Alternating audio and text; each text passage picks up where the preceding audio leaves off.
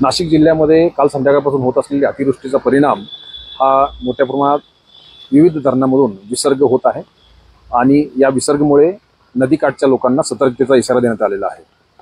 याच्याबरोबरच ज्या ठिकाणी गर्दीचे ठिकाण आहेत, विशेषतः वणीगडावर यात्रा सुरू आहे, त्या ठिकाणी पर्वत असल्यामुळे दरडी कोसळण्याचा प्रकार किंवा इतर गोष्टी होऊ शकतात आणि अतिवृष्टीमुळे त्या ठिकाणचे रस्ते सुद्धा थोड्या प्रमाणात बंद होतात।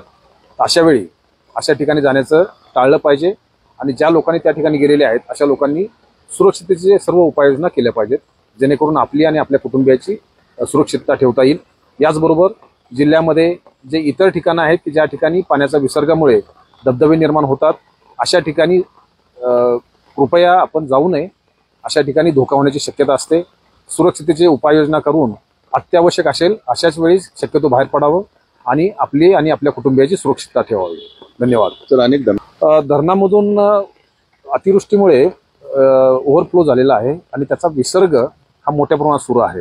विशेषतः गंगापूर धरणातून किंवा विशेषतः चनकापूर धरण आहे, इतर सर्व महत्त्वाचे धरण जे आहेत त्या ठिकाणून मोठ्या प्रमाणात विसर्ग सध्या सुरू आहे आणि त्याचा परिणाम निश्चितपणे नदीच्या पाणी पात्राच्या वाढीमध्ये होतो आहे आणि त्यामुळे नदीकाठची जी वस्ती आहे त्याच्यामध्ये पाणी शिरण्याची शक्यता आहे। अशा वेळेस सर्व ते करून उपाययोजना केल्या पाहिजेत। प्रशासनाने तशा सूचना दिल्या।